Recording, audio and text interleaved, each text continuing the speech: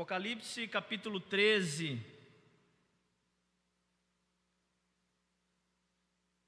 Como nós vamos trabalhar o texto todo, vou deixar a leitura para os pontos que assim forem sucedendo. São 18 versículos, então ficará mais fácil se a gente ir lendo, ganharemos tempo na medida que a gente vai expondo esse texto. Nessa noite, no Apocalipse no capítulo 13, nós vamos falar sobre quando o poder exige adoração, a besta, o sistema do mal e a perseverança dos santos.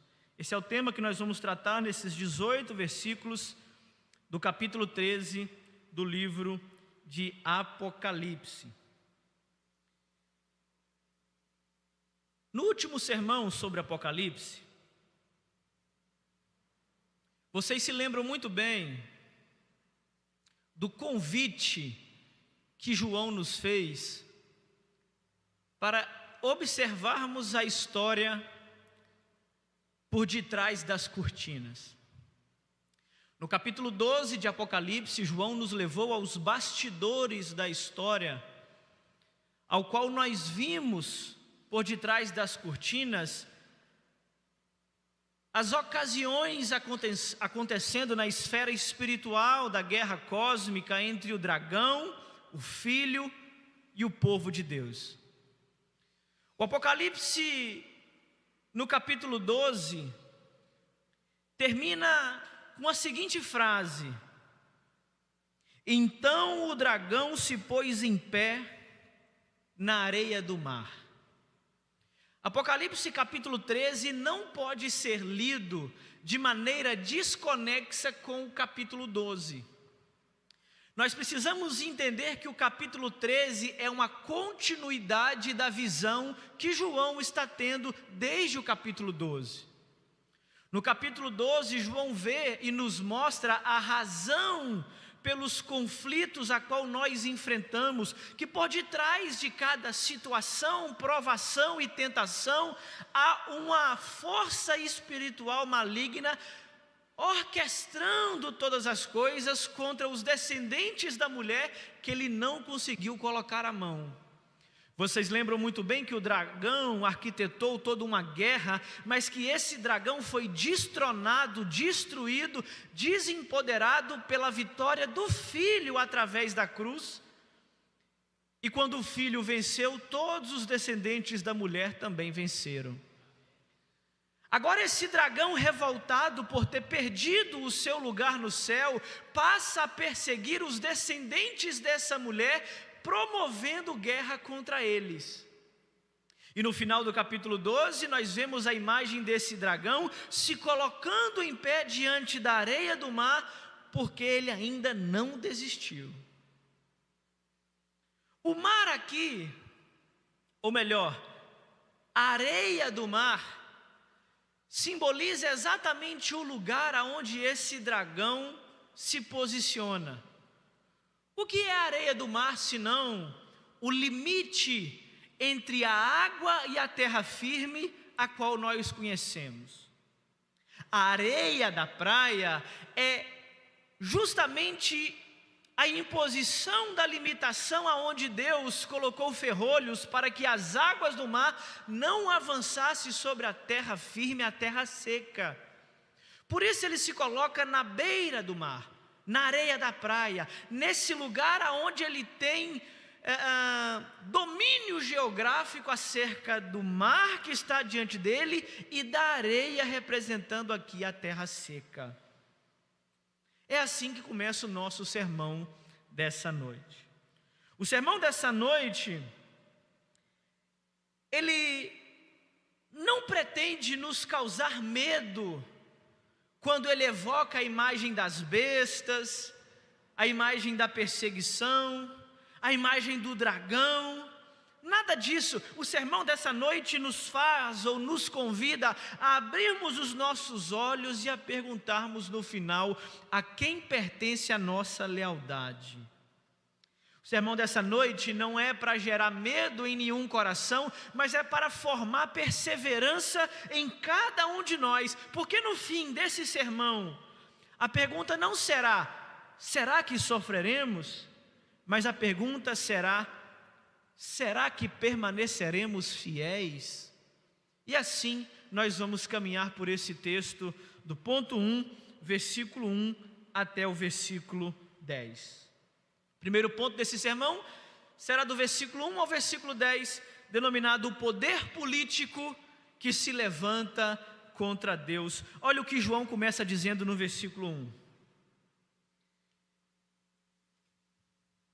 Vi uma besta que saía do mar, tinha 10 chifres e 7 cabeças, com 10 coroas, uma sobre cada chifre, e em cada cabeça um nome de blasfêmia. João começa dizendo para nós aqui no capítulo 13, que ele tem a visão de uma besta saindo do mar, mas não perca a referência da cena. Antes da besta emergir do mar, o dragão está de pé na areia da praia, fazendo com que essa besta que está emergindo seja a consequência direta do seu poder. Quando João diz que uma besta está emergindo da água, ele não está descrevendo um animal literal, mas ele está mostrando para nós um simbolismo aqui muito forte, porque o mar na Bíblia representa algo desorganizado, desordenado, um símbolo de instabilidade. Se você lê Daniel capítulo 7, fonte que João bebe diretamente para escrever o Apocalipse, nós vamos ver que os impérios descritos em Daniel capítulo 7 surgem também do mar. Agora João está usando a imagem, a figura do mar, para nos descrever que essa besta que acabara de emergir pertence ao mesmo lugar. Esse lugar chamado mar não é neutro, esse lugar chamado mar não é redentor, esse lugar chamado mar simboliza caos moral, simboliza a desordem de todas as coisas, é o símbolo da instabilidade aonde a insegurança acontece. João vai dizer para nós que essa besta possui 10 chifres sobre 7 cabeças.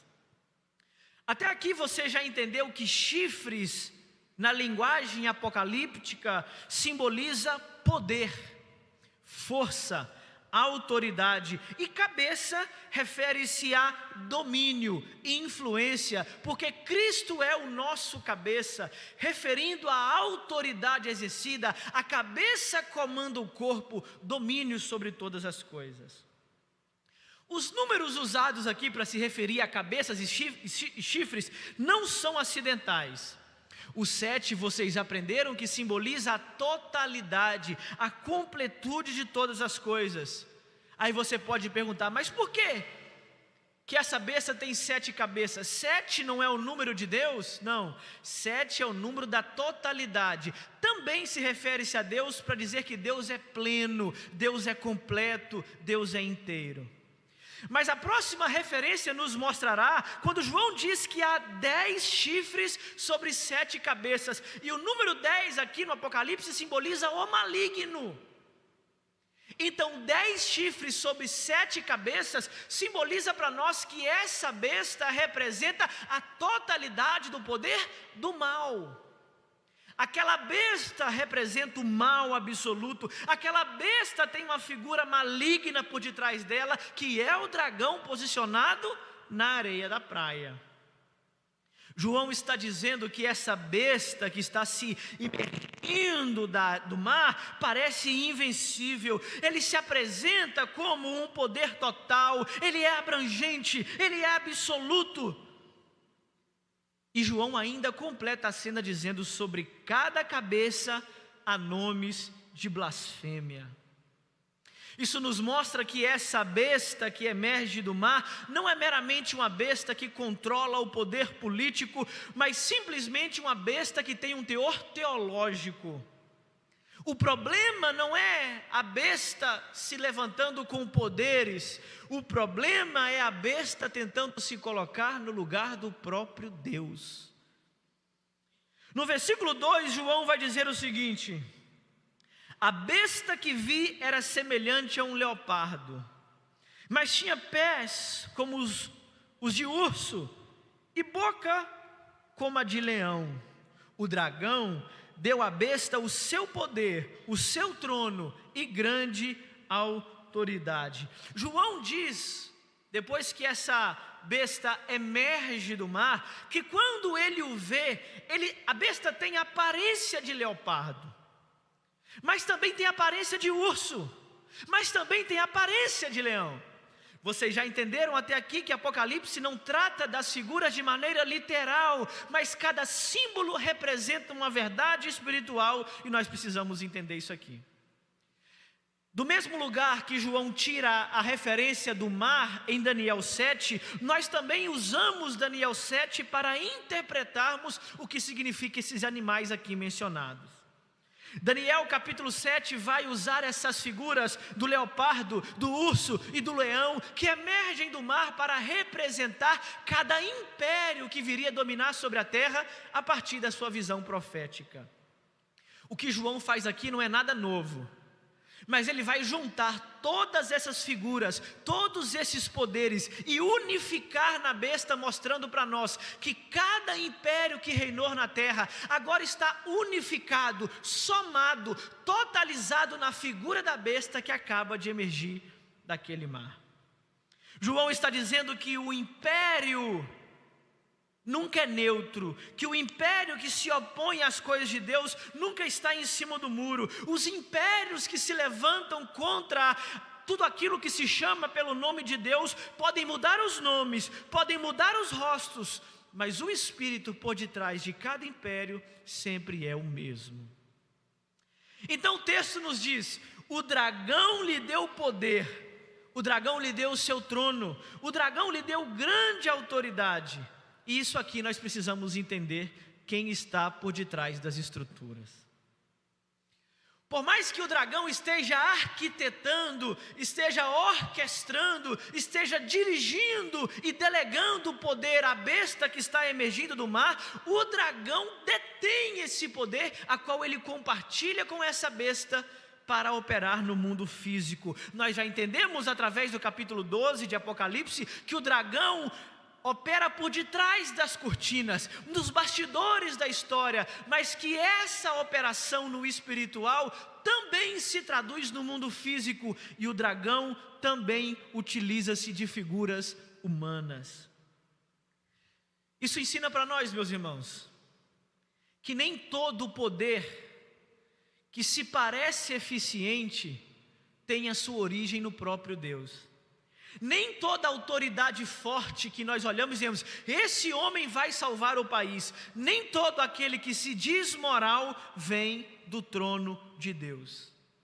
Há poderes que se levantam no mundo, há impérios que se levantam para administrar, há poderes que se levantam para guerrear, permitidos por Deus, mas nem sempre aprovados. O que João está querendo nos ensinar nesses 2 primeiros versículos é que o mal não cria tronos, mas se apropria dos tronos já existentes. Cada imperador, cada governante, cada sistema mundano que se levanta para ocupar o lugar de Deus, ele tem uma origem, e essa origem é o poder do dragão. No versículo 3, João nos dá mais relatos sobre essa besta. Diz assim a palavra de Deus: uma das cabeças da besta parecia ter sofrido um ferimento mortal, mas o ferimento mortal foi curado. Todo mundo ficou maravilhado e começou a seguir a besta. João está dizendo para nós que essa besta, que tem 7 cabeças e 10 chifres, uma das suas cabeças parece ter sofrido uma ferida de morte. Aqui nos mostra uma besta ferida, uma besta alvejada, uma besta que quase foi derrotada, mas que no final foi curada. Quando essa besta que parecia estar capengando, parecia estar quase indo ao nocaute, que parecia ter sido destruída, ressurge das cinzas. João vai dizer que o mundo fica admirado. As pessoas começam a seguir a besta porque ela realizou um sinal de maravilha. Ela estava quase morta, a sua ferida era ferida de morte, mas agora, como das cinzas, ela opera um milagre e ela ressurge, curando essa ferida mortal. Isso aqui mostra para nós a capacidade dos impérios se reinventarem. Os impérios se levantam e caem, eles vêm e vão, mas sempre se travestem, sempre voltam da mesma origem, sempre têm uma mente maligna orquestrando por trás tudo aquilo que eles estão prontos a realizar. Os impérios podem cair, as ideologias podem fracassar, os regimes são expostos à vergonha, mas eles sempre irão ressurgir através de uma roupagem nova, e o mundo nunca se cansa de se encantar por esses impérios mundanos. O que João está querendo nos mostrar aqui, através dessa besta que sofre uma ferida de morte, mas que se reinventa e se cura, é que o mal sempre copia e nunca inventa nada de novo. Se você perceber ao longo do capítulo 13, uma espécie de trindade satânica através do dragão, da besta que vem do mar e da besta que vem pela terra, não se impressionem. O diabo não cria nada, ele tenta copiar sempre. Assim como nós cremos num Deus triuno, composto pela pessoa do Pai, pela pessoa do Filho e pela pessoa do Espírito Santo, o que Satanás tenta fazer em toda a história é uma paródia santa através da pessoa de Deus, e ele também está se revelando como a pessoa do dragão, a besta que vem do mar e a besta que vem da terra. Satanás aqui agora está usando do seu poder para imitar a ressurreição de Cristo, que foi ferido de morte, mas depois de 3 dias o ressuscitou. A besta que emerge do mar também irá fazer sinais milagrosos, também irá parecer que estava morto, mas irá ser curado a ponto de encantar todo mundo que estiver à sua volta. João Calvino, o grande reformador, vai dizer que Satanás também tem os seus milagres. Assim como Cristo ficou ferido de morte por 3 dias e depois ressuscitou, essa besta que emerge do mar também será ferida de morte, mas se restaurará, mostrando para o mundo o seu poder, e o mundo que não conhece a Deus ficará maravilhado com o poder dessa grande besta. O resultado dessa admiração, desse maravilhamento, dessa admiração que eles terão pela besta por causa daquele acontecimento será a adoração. O texto bíblico é claro ao dizer: então todos adoraram o dragão e também adoraram a besta. O problema aqui, meus irmãos, não é a governança. O problema aqui é o coração. É o culto do seu coração. O poder estabelecido por essa besta está exigindo dessas pessoas mais do que obediência, está exigindo devoção. Todo o poder que se apresenta como resposta e solução para todos os problemas, nós devemos desconfiar. Todo projeto político, todo plano de governo, todo império que se apresente, que requeira para si mais do que obediência, mas que exija uma espécie de adoração, por mais que seja uma adoração política, ela tenta ocupar o lugar de Deus no coração das pessoas. Essa besta que emerge do mar representa um poder político que coloca a paz sobre a terra, que resolve os problemas da humanidade, que dá uma falsa esperança para um falso governo, e as pessoas começam a acreditar que a solução do problema delas é aquele governo. Parece que esse texto foi escrito para os dias de hoje, porque as pessoas estão depositando a sua esperança, que devia ser somente a Deus, em alguns governos políticos por aí. Alguns acreditam que o governo A irá resolver os nossos problemas, outros acreditam que o político B é a solução de todos os nossos problemas, outros acreditam que o governo mundial é a nova ordem, agora vai resolver o problema da fome do mundo. Está tomando o lugar que deveria ser somente de Deus em nosso coração. Todo o poder político que se levanta como aquele solucionador de todos os problemas, como aquele que vai resolver todas as mazelas do mundo, como aquele que ocupa o lugar de Deus em nosso coração, não é um poder que procede de Deus, mas que procede do dragão. João já está nos alertando. O problema é que essa besta que se emerge para governar, ela abre a boca para blasfemar.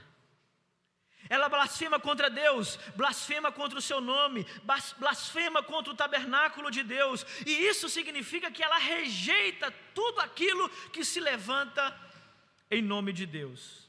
No versículo 7 e 8 diz assim: foi-lhe dado o poder para guerrear contra os santos e vencê-los. Foi-lhe dada autoridade sobre toda tribo, povo, língua e nação. Todos os habitantes da terra adorarão a besta, a saber, todos aqueles que não tiveram seus nomes escritos no livro da vida do Cordeiro, que foi morto desde a criação do mundo. A besta se levanta para governar. A besta adquire a admiração de todos os povos através do seu poder político. A besta reivindica a adoração que pertence somente a Deus, querendo ocupar o seu lugar. E João revela para nós que a besta foi dado poder e autoridade para guerrear contra os santos e vencê-los. Essa é a hora que você pergunta: pastor, mas o anticristo aqui, ele vai vencer a igreja? É que o texto está dizendo. Mas essa vitória que será dada ao anticristo sobre os santos que estiverem vivendo este tempo, não é uma vitória final. Isso aqui não simboliza um decreto, não simboliza uma vitória, não simboliza um triunfo final sobre a igreja, porque nós já aprendemos que a igreja e os santos de Deus não perdem quando morrem. Pelo contrário, nós vencemos quando damos a nossa vida em favor de Cristo. O que João está nos mostrando aqui, quando a besta tem autoridade para vencer os santos, ele está nos descrevendo o sofrimento real que a igreja tem no decorrer da história, o resultado da batalha espiritual, a guerra do dragão contra os filhos de Deus e os seus descendentes. Então o texto nos mostra que nós não somos professos a uma teologia triunfalista. Nós não vamos vencer a qualquer custo, meus irmãos. Nós não temos poder para determinar nada sobre qualquer coisa. Nós não podemos mudar as realidades do mundo através do poder da nossa palavra, como que se nós fizéssemos um movimento e declarássemos agora na marcha para Jesus que o Brasil é do Senhor Jesus Cristo, e nós vemos que o Brasil vai de mal a pior. Nós não somos daqueles da fé da prosperidade, da teologia triunfalista, da confissão positiva, de que tudo nós vamos vencer se nós declararmos com a palavra. Nós vemos que quando o fim se aproxima, a coisa vai se estreitando, especialmente para o nosso lado. Para o lado daqueles que não dão braço a torcer, para o lado daqueles que não negam o nome de Cristo, para o lado daqueles que rejeitam adorar a besta e adoram unicamente ao Senhor. Como nós lemos na leitura inicial, Jesus dizendo: adorarás somente ao teu Deus e somente a Ele prestarás culto. Nós precisamos entender, meus irmãos, que a fidelidade a Deus nesse cenário pode nos custar caro. O Cordeiro de Deus venceu o maligno pela cruz e não pela espada. Nós não temos que fazer uma rebelião, nós não temos que promover um golpe de Estado, nós não temos que juntar os crentes e ir lá em Brasília e tirar o poder. Nós não vencemos pela espada, nós somos seguidores do caminho do Cordeiro, e o Cordeiro já nos mostrou o caminho da vitória para aqueles que o seguem é através da cruz. Nós vencemos morrendo e não matando. Nós vencemos quando morremos e não quando matamos. Por isso que servir e seguir ao Cordeiro custa caro. Porque na maioria das vezes nós gostaríamos de vencer, mas nós gostaríamos de vencer tomando o poder. Nós gostaríamos de vencer governando este mundo. Nós gostaríamos de vencer tendo um presidente cristão. Mas a realidade do fim dos tempos é que a fidelidade a Cristo e a sua igreja, e a sua palavra e ao seu governo, nos causará uma inimizade contra os governos do mundo. Porque este governo e este mundo está o tempo todo em rebelião contra Deus, e se nós resolvermos sermos fiéis a Deus até as últimas instâncias, isso nos produzirá uma inimizade contra os governos deste mundo. A besta foi-lhe dada autoridade para guerrear e vencer os santos, mas preste atenção na palavra, foi-lhe dado. A besta tem poder para vencer, mas esse poder corresponde dentro de um limite. Aquele que deu autoridade para a besta também deu uma autoridade limitada, durante um tempo limitado. O texto vai dizer que foi durante 42 meses. O mal nunca reinará soberanamente, o mal nunca irá vencer para sempre. A vitória do dragão e das suas bestas não colocam fim à vitória triunfante da igreja, porque aqueles que morrem sob a perseguição do dragão vencem para a vida eterna, porque aqueles que perdem a sua vida por amor de Cristo ganham para sempre uma eternidade ao lado de Deus. Essa é a mensagem do Cordeiro, esse é o caminho do Cordeiro, e nós precisamos aprendê-lo nessa noite em nome de Jesus. O ponto culminante desse primeiro ponto é o versículo 10, que João diz assim: se alguém há de ir para o cativeiro irá. Se alguém há de ser morto à espada haverá de ser. Aqui está a perseverança e a fidelidade dos santos. João está interrompendo aqui a descrição do governo da besta, para falar diretamente à igreja, os seus ouvintes originais. Ele está dizendo, aqui se encontra a perseverança e a fidelidade dos santos. O chamado de João no final desse ponto não é ao desespero, não é a acomodação, mas é a resistência fiel da igreja. João está dizendo que quando a besta estiver governando, alguns irão para o cativeiro, e é bom que vá. Outros serão mortos pelas espadas, e é bom que sejam mortos. Mas João está chamando, dizendo que ninguém pode perder se estiver permanecendo fiel a Cristo até o fim.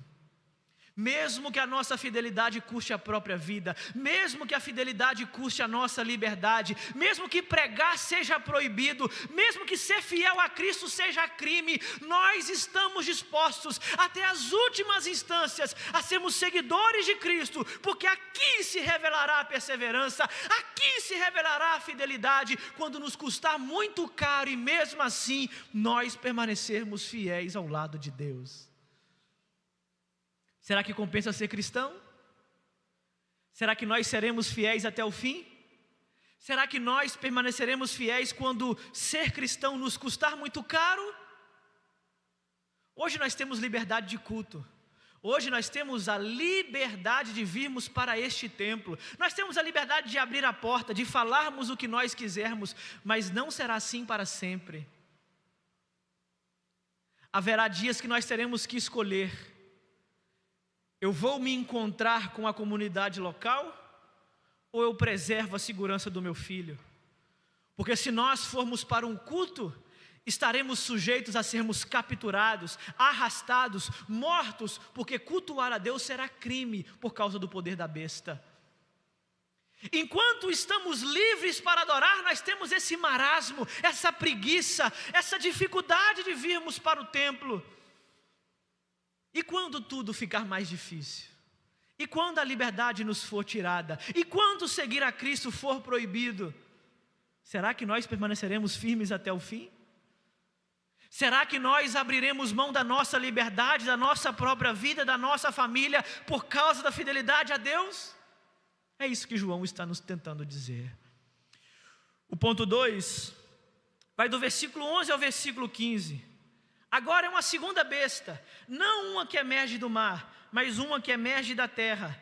E essa besta simboliza a falsa religião, a religião que se une ao poder político. A primeira besta que saiu do mar representa um poder político, a segunda besta que saiu da terra representa uma religião que legitima o poder idólatra. Diz assim o versículo 11: Então vi outra besta que saía da terra, com 2 chifres como de cordeiro, mas que falava como um dragão.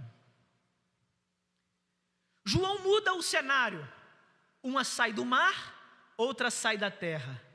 E isso aqui já é teologicamente importante para nós, porque se a primeira besta sai do mar, símbolo de instabilidade, símbolo de caos, símbolo de que nós não temos segurança, a segunda besta emerge da terra.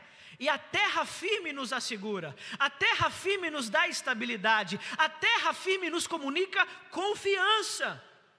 E é assim a maneira de agir dessa segunda besta. Se a primeira besta convence através do poder de maravilhas, a segunda besta convence pela persuasão. João diz que essa besta não tem 10 chifres, mas tem 2. Não tem 7 cabeças, mas tem uma. E esses 2 chifres são semelhantes a chifres de cordeiro. Essa semelhança aqui não é ocasional. Nós aprendemos até aqui que o cordeiro só existe um. Mas esse segundo que aparece, esse que não é o cordeiro, mas é semelhante, esse que não tem nada a ver com o cordeiro, mas parece, esse que não vem diretamente do trono do cordeiro, mas a sua aparência é como de cordeiro, vem para enganar. Vem na mesma atmosfera, na mesma geografia, no mesmo ambiente daquele primeiro cordeiro.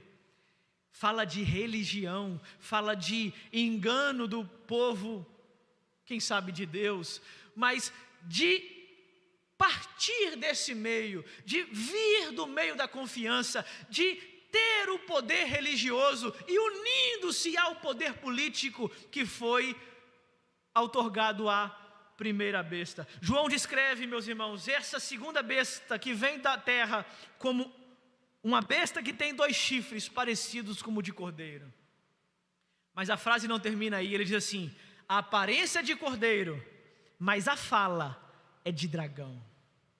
Nem tudo que parece ser é. Nem tudo que parece cristão de fato é cristão. Nem tudo aquilo que parece o evangelho, vamos votar em tal candidato porque ele defende o evangelho, na verdade é o evangelho. Porque o evangelho não se define por poderes, o evangelho não se define por estruturas, o evangelho não se limita a ideologias ou partidos políticos. O evangelho é único, singular, autoritativo. A autoridade parte dele mesmo e do cordeiro que lhe deu. Nós não precisamos associar o evangelho a nenhum sistema político, porque a verdadeira religião, ao contrário da falsa religião, não se associa à política querendo conquistar o poder. Os cristãos não deveriam pensar em dominar o mundo. Os cristãos não deveriam pensar em alcançar o poder. Os cristãos não deveriam pensar em, pelo poder iremos fazer o mundo melhor. Enquanto Apocalipse está pregando totalmente o contrário. O poder pertence ao dragão temporariamente, e tudo quanto o dragão faz é levantar-se contra Deus e tudo que se chama pelo seu nome. Você é de Cristo? Você é do Cordeiro? Ou você é do dragão? Você é da política ou é do evangelho? Você é da religiosidade, porque a falsa religião também impõe aqui a ideia, ou você é do evangelho? Nós precisamos entender, meus irmãos, que essa besta que exerce autoridade, agora da terra, não mais do mar, é uma segunda besta, ela está agindo em favor da primeira. O seu ministério agora como religioso não é glorificar a Deus, mas é direcionar a adoração ao sistema. Aqui é quando a política se une ao poder. É quando a espiritualidade se torna instrumento político. Uma religião que não confronta o pecado, mas o legitima. Uma fé que explica, justifica e sacraliza aquilo que Deus já condenou. Quando nós começamos a usar argumentos evangélicos para defender algumas ideologias políticas, nós estamos trabalhando em favor da besta da terra.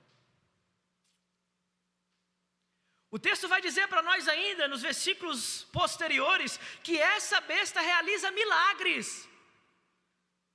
A figura que João vai usar aqui é que ela chegará a fazer descer fogo do céu, evocando diretamente a imagem de Elias, que essa besta é uma figura religiosa que terá poder, realizará milagres. As pessoas irão achar que esse poder vem de Deus, mas não se engane, o diabo também tem seus milagres. Satanás não cansa de tentar imitar a Deus. A paródia está sendo construída, o mal imita os atos de Deus, o povo se confunde porque não tem discernimento. O milagre aconteceu, é de Deus ou não é? E aqueles que são movidos por milagres, de templo em templo, de casa em casa e de igreja em igreja, vão aonde o milagre está acontecendo, achando que todo milagre provém do trono de Deus. Mal sabem que estão sendo induzidos a um caminho de engano, promovido pela própria besta. É milagre que você quer? Fique tranquilo, a besta vai fazer. Você veio procurar milagre aqui, você pode encontrar, porque Jesus quando quer faz também. Mas se você veio só pelo milagre, me desculpe, quando a besta aparecer fazendo mais milagres, você vai sair daqui para segui-la. O versículo 14 é muito claro para nós, quando diz assim: por causa dos sinais que lhe foi permitido fazer, em nome da primeira besta, ela enganou os habitantes da terra, ordenou-lhes que fizessem uma imagem em honra à besta que fora ferida pela espada, e então reviveu. Foi-lhe dado o poder para dar fôlego à imagem da primeira besta, de modo que ela podia falar e fazer que fossem mortos todos que se recusassem a adorar a imagem. A besta será capaz de enganar a terra. Os habitantes da terra irão seguir a besta por causa do seu poder. Não aqueles que foram buscar a verdade, mas aqueles que foram buscar um milagre. A besta não engana a todos. Nós vamos ver nos versículos adiante. Mas a besta engana a todos aqueles que odeiam a verdade e preferem uma fé mais confortável. Eu não vou lá naquela igreja não, porque o pastor bate demais. O pastor profere palavras duras demais. Na pregação o pastor pega pesado demais. Tudo bem, pode procurar um lugar mais confortável, porque quando a besta da terra surgir, é nesse lugar que ela vai se manifestar. Com discurso doce demais, com palavras açucaradas demais, com uma fé confortável demais, aonde você pode tudo em nome de Deus, porque Ele irá te convencer que você pode. Então você será enganado, você será induzido, você será conduzido a adorar a besta, mesmo que você não perceba. Não pense que Satanás é trouxa. Ele não vai levantar uma imagem de um animal e vai pedir para que você adore. A adoração à besta aqui é feita em concordância, é feita quando você assume o sistema, é feita quando você abraça as ideias, é quando você acredita que a ideologia da besta é a ideologia de Deus. Você já está adorando a besta, você já está em acordo com a besta, você já está trabalhando na promoção da propagação da besta. João está dizendo, meus irmãos, que a besta irá fazer perseguição àqueles que se recusarem a adorarem a imagem da primeira besta. Sabe o que é mais preocupante aqui? É que a perseguição mais perigosa não vem da primeira besta, que simboliza o poder político. A perseguição mais perigosa vem de uma espiritualidade corrompida, travestida, parece que é cordeiro, mas é dragão. E no fim, o resultado disso tudo é idolatria. João está nos preparando para discernir o que é a verdadeira fé e o que é a falsa fé. O que significa adorar verdadeiramente a Deus e adorar falsamente, porque existe adoração falsa. E aqui nós precisamos entender que a perseguição vem do lado de fora através do poder político, mas também vem do lado de dentro através de falsos profetas que trabalham em favor do dragão.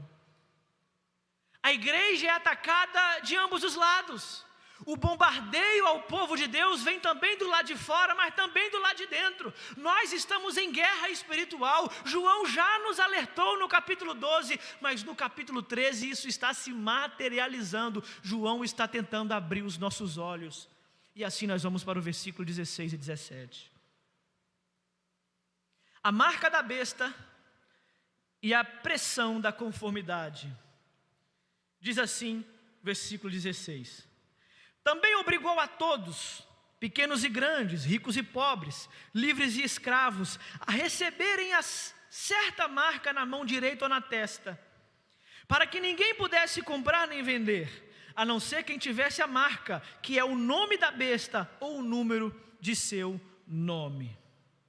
Depois de apresentar o poder político e a legitimação religiosa, João agora nos mostra como a besta alcança cada um de nós individualmente. O texto diz que a besta irá fazer com que todos recebam uma marca. Observe a linguagem, todos recebam uma marca. Não é um convite, venha aqui receber a marca da besta, não, é uma imposição, é uma coerção. O sistema da besta não pergunta se você quer, o sistema da besta te empurra goela abaixo aquilo que ele quer. O sistema vai mudando a sua mente até você concordar. O sistema vai mudando, as figuras até você se conformar. E João é extremamente intencional quando ele lista os grupos, pequenos e grandes, ricos e pobres, livres e escravos. Ninguém está fora do domínio da besta. Ele irá impor o seu sistema sobre todos indistintamente. Porém, isso nos implica a nós, discípulos de Jesus, uma realidade não muito confortável. Porque aqueles que não aceitarem a marca da besta, aqueles que têm a marca do Cordeiro, porque vocês se lembram de Apocalipse capítulo 7, os selados de Deus, os anjos foram interrompidos, pausa naquilo que eles vão fazer, o Espírito vai selando todos aqueles que pertencem ao Espírito de Deus, que o seu nome está escrito no livro da vida desde a eternidade. Esses já têm marca, então não podem ser marcados de novo. A esses que são marcados pelo Espírito de Deus, irão enfrentar uma oposição ferrenha, porque serão confrontados na sua lealdade, exigências que colocarão em xeque a sua fidelidade, e nesse exato momento você terá que escolher, comprar e vender, ou ser fiel à minha fé. Pastor, o que isso significa? Significa que alguns de nós não vamos conseguir mais emprego, porque seremos cristãos. Alguns de nós não vamos conseguir negociar, comprar e vender, porque somos cristãos. Alguns de nós seremos excluídos de alguns lugares, seremos rejeitados na sociedade, por causa da fé em Deus que nós professamos. Então nós teremos que escolher a minha vida social, ou seguir fielmente a Cristo. O meu emprego de carteira assinada, ou seguir fielmente a Cristo. O meu negócio de portas abertas, comprando e vendendo, ou a minha fidelidade a Cristo. O sistema da besta irá nos obrigar, mas nós venceremos se perseverarmos. O versículo 18 se encerra assim: aqui há sabedoria. Aquele que tem entendimento calcule o número da besta, pois é número de homem. Seu número é 666. Aqui é a parte que vocês mais gostam, né? O que significa esse número, pastor? O que vai ser essa marca da besta? Será que vai ser um chip que vão colocar na gente? Será que o diabo vai vir com um agente do governo, batendo de porta em porta com um carimbo na mão direita ou na testa? O que vai acontecer? Será que é a vacina, pastor? Será que é o chip do Elon Musk? Será que é o quê? O que é essa marca? Calma. O diabo não é assim tão burrinho. Ele não vai vir te oferecer. Quer aceitar a marca da besta? Quer? Toma aqui, quer de presente? Não, lógico que não. A ideia de mão direita e testa significa concordância com o sistema. Mão direita é aquilo que você faz. Mão direita significa as suas ações. Mão direita significa concordância. E testa, pastor? Testa significa mentalidade, consciência, aquilo que nós fazemos do lado de dentro. A marca da besta não à toa será impregnada na mão direita e na testa, não de maneira literal, mas de maneira com que a besta irá querer com que nós nos corrompemos tanto mentalmente como nas nossas ações. Não pense você que a besta irá promover uma guerra para fazer ou te obrigar a fazer alguma coisa, não, ela simplesmente convence pelo sistema. E aí começa a publicidade na televisão, fazendo você acreditar, pensar, mentalizar coisas diferentes. E depois daquilo que você já recebeu, a concordância na sua mente, agora você começa a praticar, porque você foi convencido de que não é tão errado assim. E através disso, da mente e das ações, da testa e da mão direita, você vai se aliando à marca da besta sem perceber. E a marca da besta tem um número. O número é 666. O que significa isso, pastor? É o Visa lá, o Mastercard? É o cartão de crédito? Não. O 666 aqui é algo que nós chamamos na teologia de gematria. O que é gematria? É a soma, é quando é um número que representa um nome. É a soma dos números de um nome, por exemplo. A significa 1, B significa 2, C significa 3, e aí cada letra desse nome tem um número específico. Na soma desses nomes, ou melhor, na soma desses números simboliza um nome. É isso que João está querendo dizer. Naquele tempo, o 666 significava Nero César, a figura mais importante do Império Romano que perseguia os cristãos. O 666 simbolizava a figura do imperador, que não só governava o mundo, mas exigia também para si adoração. Vocês aprenderam isso nas cartas às 7 igrejas. Mas João não deixa claro aqui que é César ou que é qualquer outro imperador. João deixa um enigma, propositalmente para nós não associarmos somente a uma figura histórica, mas entendermos que esse número representa todo e qualquer pessoa que se coloque no lugar que Nero ocupava.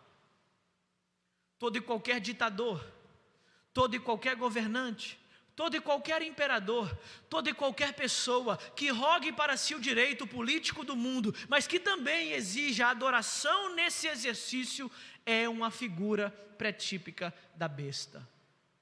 O 666 simboliza um homem.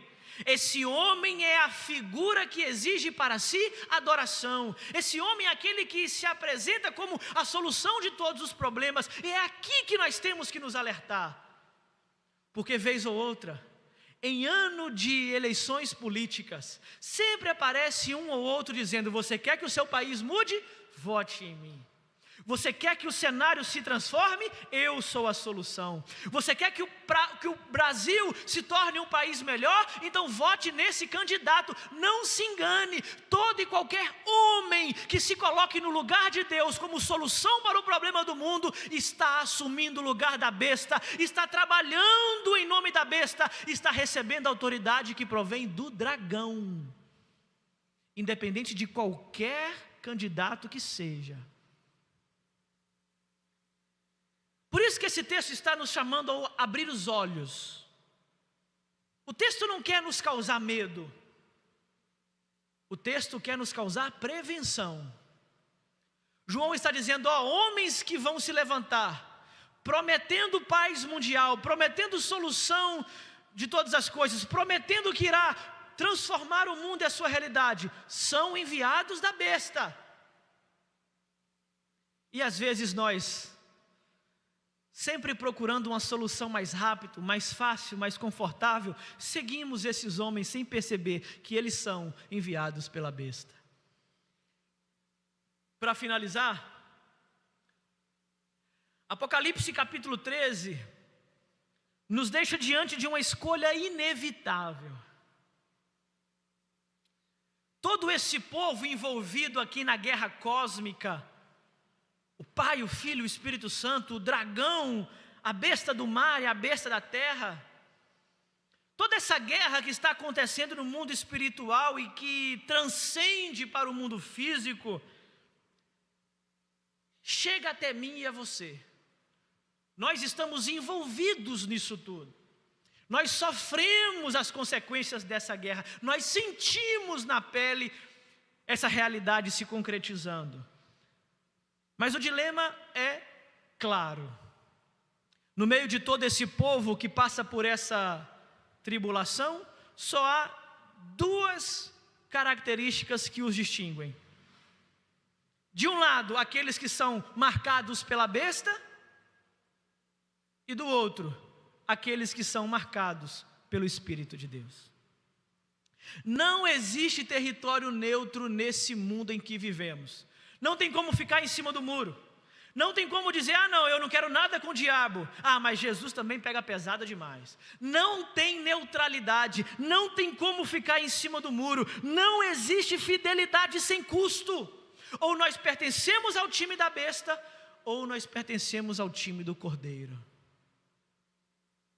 Nós vimos aqui que o número da besta é o número de um homem, número 6.